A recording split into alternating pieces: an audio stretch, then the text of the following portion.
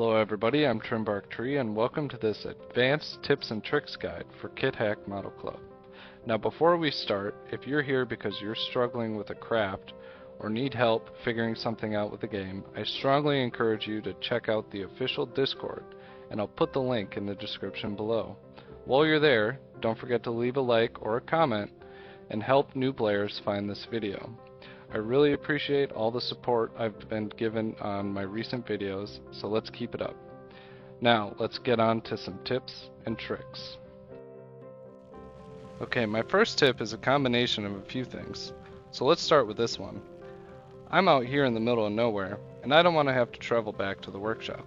So what I'm going to do is hit the enter bar over here and hit / pocket knife, and this opens up the workshop anywhere. Now that segues into my second tip, which is how do you publish a craft on the workshop? Well, we go up here, and first we got to give the craft a name. So we're going to go the TBT A16 light bulb chicken. There we go. We'll put a description in here, which is needs help. And then we can go right down here. Oh, and this is the button. It says please save your design before publishing. So we're going to hit save and hit publish. And here you can select a tag for your craft. I guess it's an aircraft and it's a VTOL, so I'm going to do this and hit publish. Now that's going to bring up the Steam overlay, which you're not going to be able to see, but it'll say open Steam Workshop page. I'll click that. And this brings up a Steam Workshop page.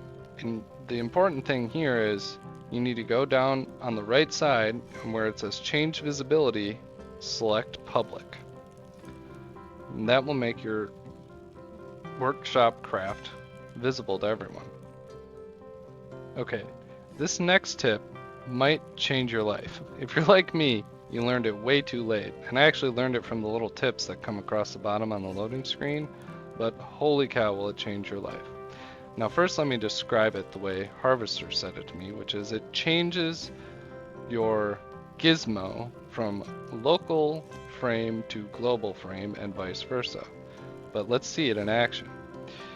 Let's see right here, I'm going to go to offset and see, you can see that this Gizmo is straight up and down or regular coordinates. Now if I hit F, see how it changed?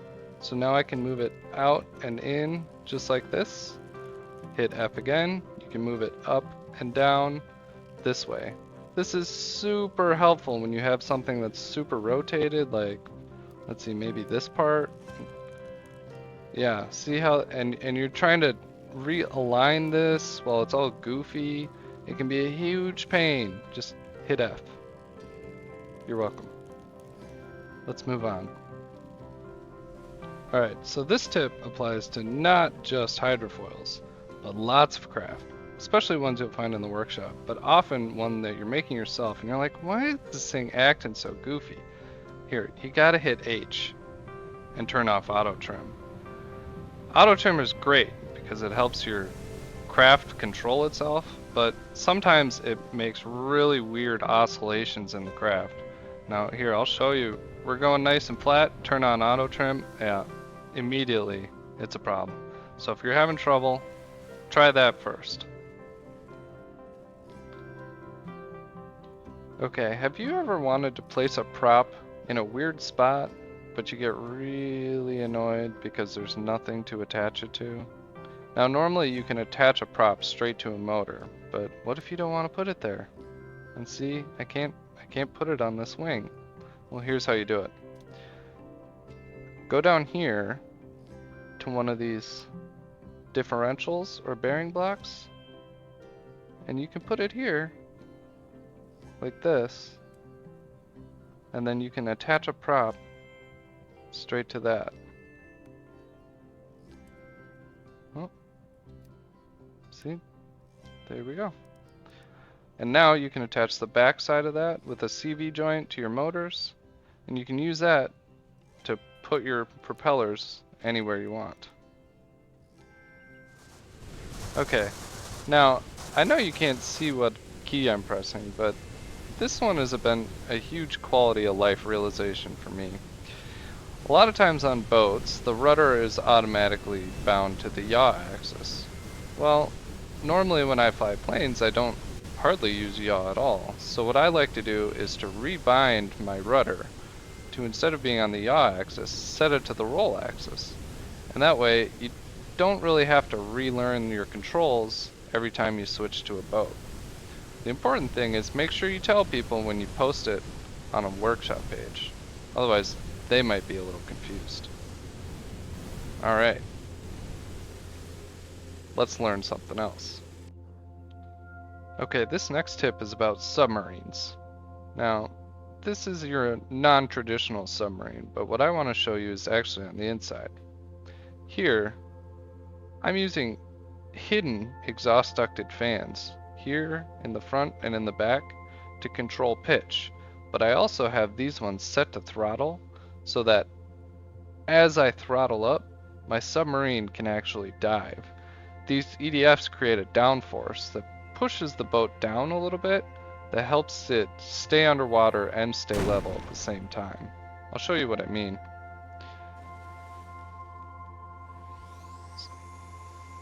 So as I throttle up, I'm going down a little bit. Oh, yep, they're turn off auto trim. And those EDFs help push my craft down towards the bottom in a way that it pretty much never would if I didn't have them in here. And I can use those exhaust ducted fans pointed up and down and have the motor inputs set for pitch instead of just throttle. And that way I can use that to help pitch my submarine, quote unquote, up and down. Alright, this next tip is about using downforce to build a better climbing car. Now, this car has downforce, but not in the way that's necessary. So, while we're on the topic of downward facing exhaust ducted fans, let me show you how it can help with a vehicle like this. Okay, well, as you can see here, I placed an exhaust ducted fan facing down. Now let's check the motor. And instead of throttle, we'll set it to channel A, like this. Okay, now let's test it out.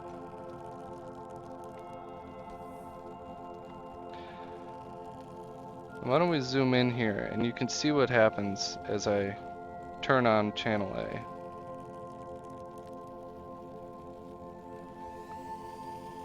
Alright, see all that downforce pushing the car down? Now that can be hugely helpful for climbing mountains, to the point where if you do it right, you can use it to climb a sheer cliff, like over there. Okay, this next trick is about how to make detachable rockets. Now, I'll show you it detaching in a second, but the key is you have to build your craft based around the idea that the part that the rocket is attached to is going to break. So in this case, we have this little tiny wing right here that this whole truck that carries the rocket is attached to. You use an AF1 mod wing with a 0 span, 0 chord, 0 thickness, so literally the smallest wing you can. And then you build the rest of your rocket attached to that.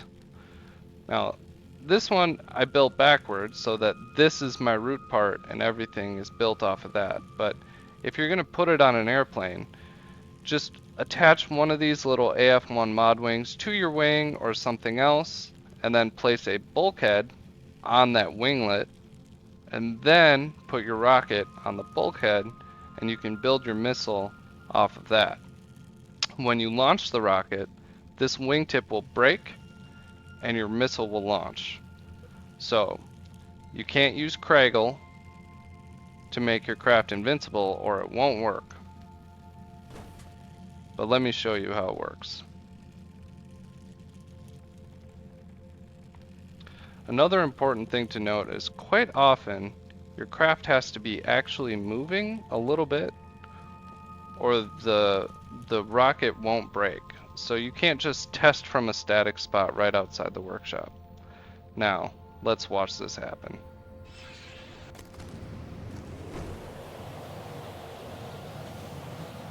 Alright. Flawless.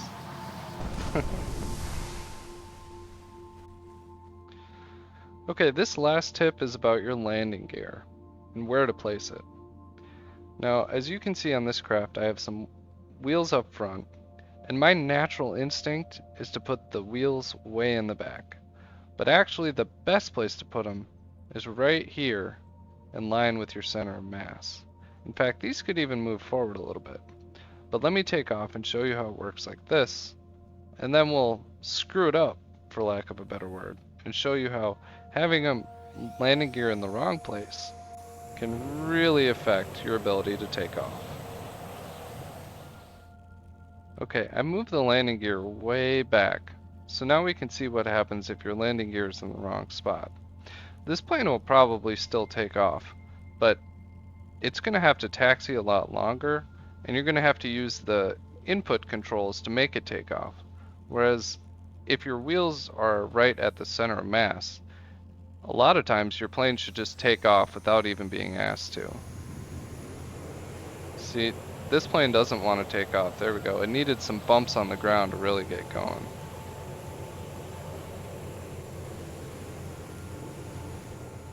Alright, one quick thing before we go, in case you never noticed this. While you're close to your craft right here, you can right click and it says Actions. Go to right here and try Inspect Vehicle. It gives you this really cool view of your craft with the depth of field filter that just makes it look awesome. Well, alright everyone, thanks for watching. That's all I have for now. Again, if you appreciate this video and if it helped you, make sure to leave a like. If I forgot anything, please leave a comment. And don't forget to join the Discord or the subreddit. I'll put the links in the description. Until next time, I've been Trimbark Tree. Thanks for watching. Bye-bye.